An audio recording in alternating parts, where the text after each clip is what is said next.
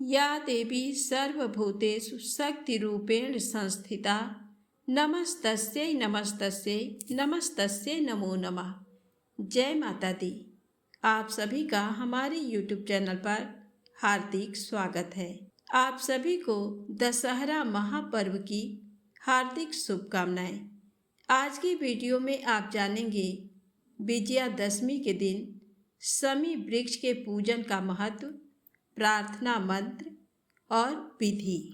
नवरात्र की पूर्णता के साथ ही देश भर में विजयादशमी का पर्व मनाया जाएगा। विजयादशमी का पर्व अच्छाई की बुराई पर विजय का संदेश देता है।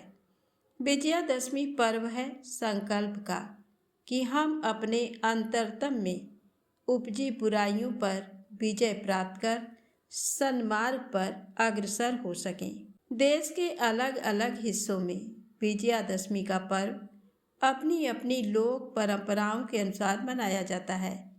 इस दिन रावण दहन भी किया जाता है, जो बुराई एवं अहंकार का प्रतीक है। विजयादशमी के दिन शस्त्र पूजा एवं शमी वृक्ष की पूजा का विशेष महत्व होता है। विजयादशमी के दिन देश के कुछ हिस्सों में अश्व पूजन भी किया जाता है। सनातन धर्मानुसार विजयादशमी के दिन प्रदोष काल में शमी वृक्ष का पूजन अवश्य किया जाना चाहिए। विजयादशमी के दिन प्रदोष काल में शमी वृक्ष के समीप जाकर उसे प्रणाम करें। तत्पश्चात शमी वृक्ष की जड़ में गंगा जल, नर्मदा जल, शुद्ध जल का सिंचन करें। जल सिंचन के उपरांत शमी वृक्ष के सम्मुख दीपक प्रज्वलित करें। दीप प्रज्वलन के पश्चात शमी वृक्ष के नीचे कोई सांकेतिक शस्त्र रखें। तत्पश्चात शमी वृक्ष एवं शस्त्र का यथाशक्ति धूप, दीप, नैवेद्य, आरती से पंचोपचार अथवा खोजसोपचार पूजन करें। पूजन के बाद हाथ जोड़कर ये प्रार्थना करें, हे शमी वृक्ष, आप पापों का क्षय करने वाले और दुश्मनों को पराजित करने वाले हैं। आप अर्जुन का धनुष धारण करने वाले हैं और श्री राम को प्रिय हैं। जिस तरह श्री राम ने आपकी पूजा की, हम भी करेंगे। हमारी विजय के रास्ते में आने वाली सभी बाधाओं से दूर करके उसे सुखमय बना दीजिए। प्रार्थना के बाद यदि आपको शमी वृक्ष के समीप शमी वृक्ष की कुछ पत्तियां गिरी मिले तो उन्हें आशीर्वाद स्वरूप ग्रहण कर लाल वस्त्र में लपेटकर सदैव अपने पास रखें। इस बात का विशेष ध्यान रखें कि आपको शमी वृक्ष से स्वयमेव गिरी पत्तियां ही एकत्र करना है तथा शमी वृक्ष से पत्तियां तोड़नी नहीं है। इस प्रयोग से आप शत्रु बाधा से मुक्त एवं शत्रु पराभव करने में सफल होंगे। शमी को गणेश जी का प्रिय वृक्ष माना जाता है और इसकी पत्तियां गणेश जी की पूजा में भी चढ़ाई जाती है, जिसमें शिव जी का वास भी माना गया है, जो श्री गणेश के पिता हैं और मानसिक क्लेशों से मुक्ति देने वाले देव हैं। शमी भगवान श्री राम का प्रिय वृक्ष था और लंका पर आक्रमण से पहले उन्होंने शमी वृक्ष की पूजा करके उससे विजयी होने का आशीर्वाद प्राप्त किया था। आज भी कई स्थानों पर रावण दहन के बाद घर लौटते समय शमी के पत्ते स्वर्ण के प्रतीक के रूप में एक दूसरे को बांटने की प्रथा है। इसके साथ ही कार्यों में सफलता मिलने की कामना की जाती है। दशहरे पर शमी के वृक्ष का पूजन किया जाता है और इसकी पत्तियां एक दूसरे को बांटी जाती हैं। तो आइए जानें कि इसके पीछे कौन सी पौराणिक कथा है। कहा जाता है कि भगवान श्री राम ने लंका पर आक्रमण करने के पूर्व शमी वृक्ष के सामने शीश नवाकर अपनी विजय हेतु प्रार्थना की थी। बाद में लंका पर विजय पाने के बाद उन्होंने शमी पूजन किया था। संभवतः तभी से शमी के वृक्ष की पूजा का प्रचलन रहा है। ये भी कहा जाता है कि लंका से विजयी होकर जब श्री राम अयोध्या लौटे थे तो उन्होंने लोगों को स्वर्ण दिया था। इसी के प्रतीक रूप में दशहरे पर खास तौर से सोना चांदी के रूप में समी की पत्तियां बांटी जाती हैं। महाभारत के अनुसार पांडवों ने देश निकाला के अंतिम वर्ष में अपने हथियार समी के वृक्ष में ही छिपाए थे। बाद में उन्होंने वहीं से हथियार प्राप्त किए थे। तब उन्होंने हथियारों के साथ ही समी की पूजा भी की थी। इन्हीं हथियारों से पांडवों ने युद्ध जीता था। संभवतः तभी से समी के वृक्ष की पूजा और हथियारों की पूजा का प्रचलन प्रारंभ हुआ होगा।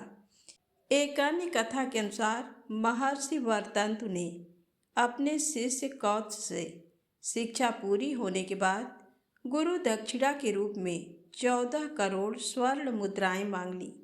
ये मांग सुनकर कौत्स महाराज रघु के पास गए और उनसे ये रकम मांगी।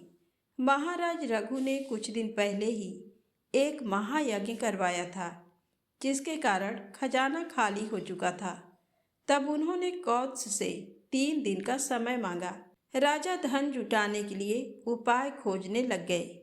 कोई उपाय नहीं सूझा तो उन्होंने स्वर्ग लोक पर आक्रमण करने का निश्चय किया। राजा ने सोचा, स्वर्गलोक पर आक्रमण करने से उसका शाही खजाना फिर से भर जाएगा।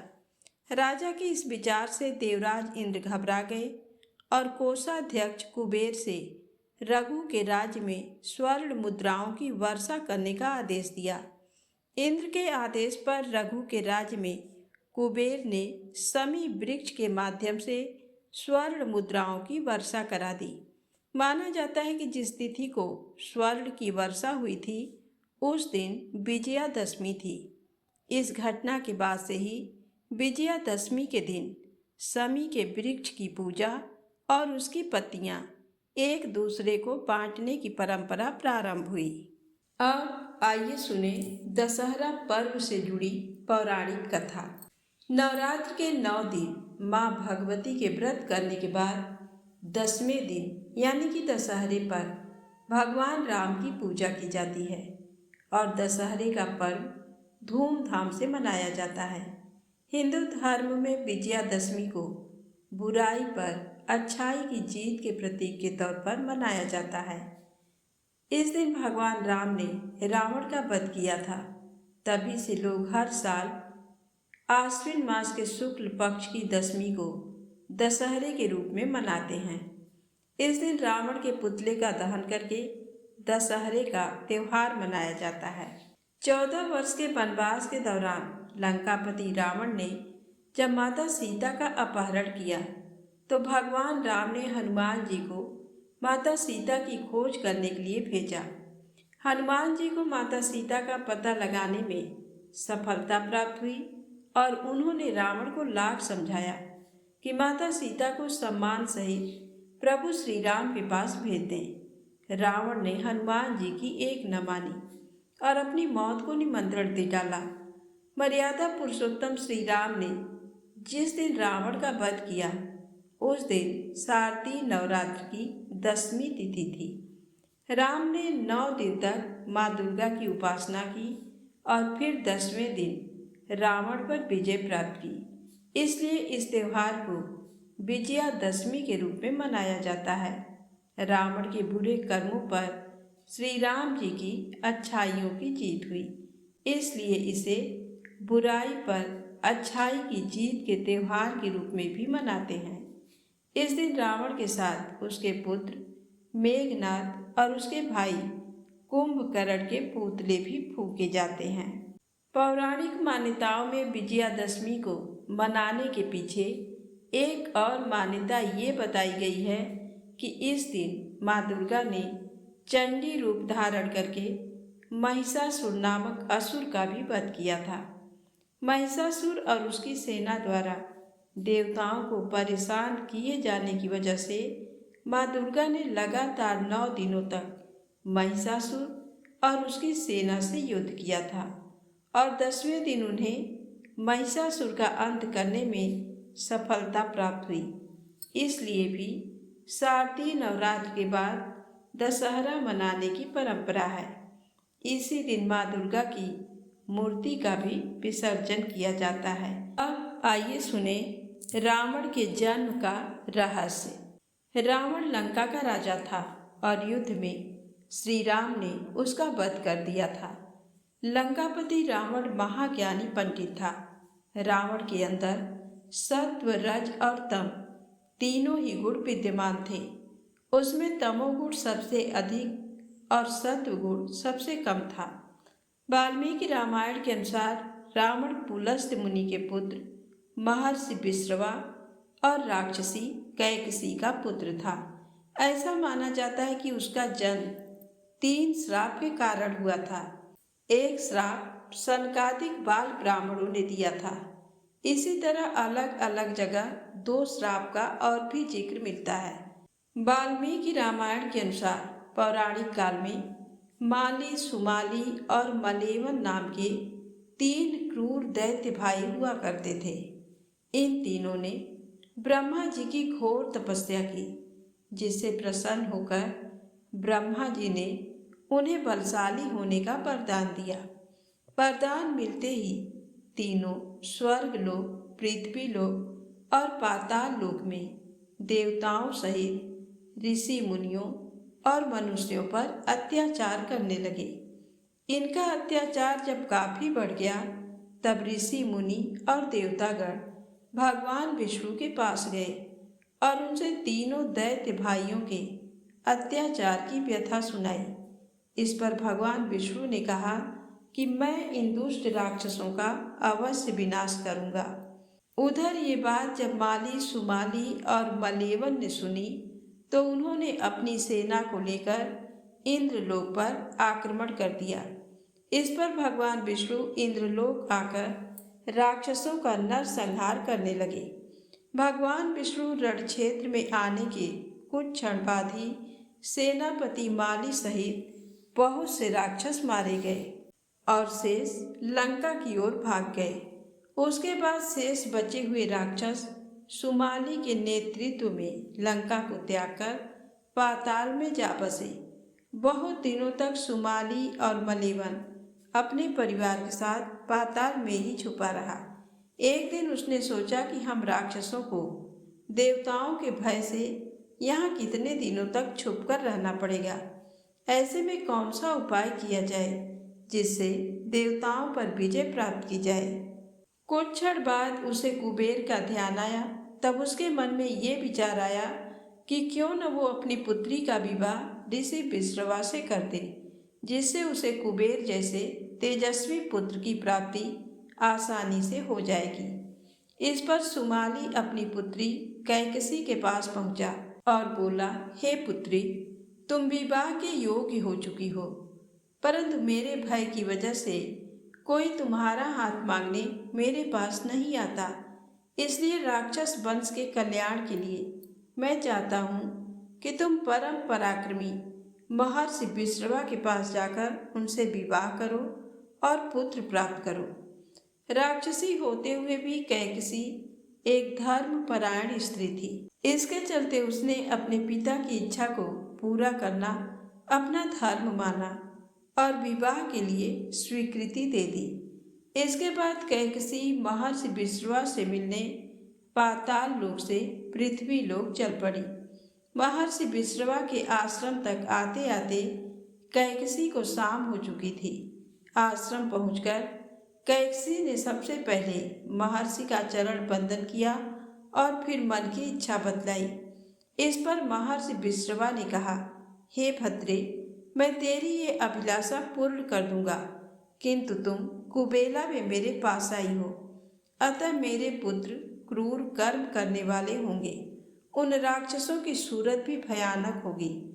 महर्षि विश्रवा के वचन सुन कैकसी उनको प्रणाम कर बोली, आप जैसे ब्राह्मणवादी दौर में ऐसे दुराचारी पुत्रों की उत्पत्ति नहीं चाहती, अतः आप मेरे ऊपर कृपा करें। तब महर्षि ने कैकसी से कहा कि तुम्हारा तीसरा पुत्र मेरी ही तरह धर्मात्मा होगा। महर्षि से विवाह के पश्चात कैकसी ने विभत्स राक्षस रूपी पुत्र को जन्म दिया, जिसके 10 सिर थे। उसके शरीर का रंग काला और आकार पहाड़ के समान था। इसलिए महर्षि विश्रवा ने कैकसी के सबसे बड़े पुत्र का नाम दशग्रीव रखा, जो बाद में रावण के नाम से तीनों लोकों में जाना गया। उसके बाद कैकसी के गर्भ से कुंभकर्ण का जन्म हुआ। उसके समान लंबा चौड़ा दूसरा कोई प्राणी न था। तदनंतर बुरी सूरत की सुपनखा उत्पन्न हुई। सबसे पीछे कैकसी के सबसे छोटे पुत्र धर्मात्मा विभीषण ने जन्म लिया। ऐसा माना जाता है कि रावण और उसका भाई कुंभकर्ण पूर्व जन्म में भगवान विष्णु के द्वारपाल जय विजय थे। एक समय की बात है, बाल ब्राह्मण वैकुंठ जाने के लिए प्रवेश द्वार पहुँचे, जहाँ जय विजय पहले से ही मौजूद थे। बाल ब्राह्मणों ने अंदर जाने की मनसा जाहिर की तो जय विजय ने उन्हें जाने से रोक दिया। इसी से नाखुश बाल ब्राह्मणों ने दोनों को मृत्यु लोक में जन्म लेने का श्राप दे दिया। जब जय विजय ने इस श्राप से मुक्ति का मार्ग पूछा तो ब्राह्मणों ने भगवान विष्णु की ओर इशारा कर दिया। नारद मोह भी बना रावण जन्म का कारण। मान्यताओं के मुताबिक एक बार नारद मुनि को अहंकार हो गया कि वह माया को जीत चुके हैं। भगवान विष्णु उनके अहंकार को समझ गए। उन्होंने माया से एक नगर बनाया। नारद मुनि माया के प्रभाव में उस नगर में पहुंच गए और वहां के राजा से मिले। राजा ने मुनि को अपनी कन्या का हाथ दिखाया और विवाह योग्य वर के बारे में पूछा। कन्या को देखते ही नारद मुनि उस पर मोहित हो गए। नारद मुनि ने राजा से कहा कि कन्या का स्वयंवर रचाइए, योग्य वर मिल जाएगा। इतना कहकर नारद जी वैकुंठ पहुँचे और अपने मन की बात श्री हरि को बताई। उन्होंने कहा कि प्रभु, संसार में आपसे सुंदर कोई नहीं है। मुझे हरिमुख यानी आप अपना रूप दे दीजिए। भगवान ने फिर पूछा, क्या दे दूं? नारद बोले, हरिमुख प्रभु, हरिमुख। संस्कृत में हरि का एक अर्थ बंदर भी होता है। माया रच रहे भगवान विष्णु ने नारद मुनि को बंदर बना दिया। नारद जी यही रूप लेकर स्वयंवर गए। वहाँ शिव जी ने विष्णु जी के कहने पर अपने 2 गणों को भेज रखा था। स्वयंवर में नारद मुनि उछल उछल कर अपनी गर्दन आगे कर रहे थे कि कन्या उन्हें देखे और उनके गले में वरमाला डाल दे। उनकी ये हरकत देख कन्या हंस पड़ी और शिव जी के वेश बदलकर पहुँचे गणों ने भी उनका उपहास उड़ाना शुरू कर दिया। कहने लगे, कन्या को देखकर बंदर भी स्वयंवर के लिए आ गए हैं। अपना मजाक उड़ता देख नारद ने दोनों को साथ दिया कि तुमने मुझे बंदर कहा, जाओ, तुम लोगों को मृत्यु लोक में बंदर ही सबक सिखाएंगे। शिव जी के ये दोनों गण रावण और कुंभकर्ण बने। इसके बाद नारद ने देखा कि कन्या ने जिसके गले में वरमाला डाली वह खुद ही श्रीहरि हैं। तब नारद जी ने उन्हें श्राप दिया कि जिस तरह तुम मेरी होने वाली पत्नी को ले गए और मैं वियोग विलाप कर रहा हूँ, एक दिन तुम्हारी भी पत्नी का हरण होगा और तुम विलाप में बन बन भटकोगे। इस तरह राम और रावण का जन्म होना तय हो गया।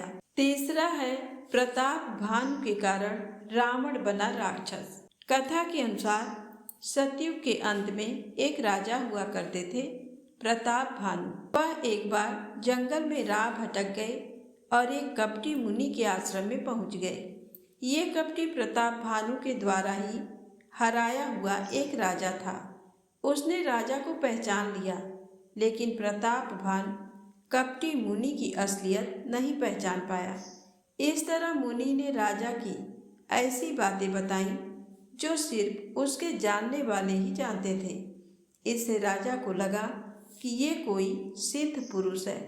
राजा ने उससे चक्रवर्ती होने का उपाय पूछा। कपटी मुनि ने कहा कि 3 दिन बाद ब्राह्मणों को भोजन कराओ और उन्हें प्रसन्न कर लो। उनके आशीष से ही तुम चक्रवर्ती बनोगे। ब्राह्मणों का भोजन बनाने मैं खुद आऊँगा। 3 दिन बाद वह कपटी मुनि पहुँचा। राजा ने 1 लाख ब्राह्मणों को भोजन पर बुलाया था। जैसे ही भोजन परोसा जाने लगा, उसी समय आकाशवाणी हुई कि भोजन में मांस मिला हुआ है, ये अभक्ष्य है। प्रताप भानु से नाराज ब्राह्मणों ने उसे कुटुंब समेत राक्षस हो जाने का श्राप दिया। यही प्रताप भानु रावण बना, उसका भाई कुंभकर्ण बना और प्रताप भानु का मंत्री बरुरुज विभीषण बनकर जन्मा। विभीषण को सिर्फ राक्षस कुल में जन्म लेने का श्राप था, इसलिए वह राक्षस होकर भी धर्मपरायण था। रावण के जन्म का ये संपूर्ण रहस्य था। इस तरह 3 श्राप के कारण एक रावण का जन्म हुआ था। तो प्रेम से बोले जय माता दी, जय श्री राम। यदि आपको वीडियो पसंद आए तो प्लीज़ लाइक अवश्य करें, चैनल को सब्सक्राइब करें, शेयर करें। जय माता दी, जय भोलेनाथ।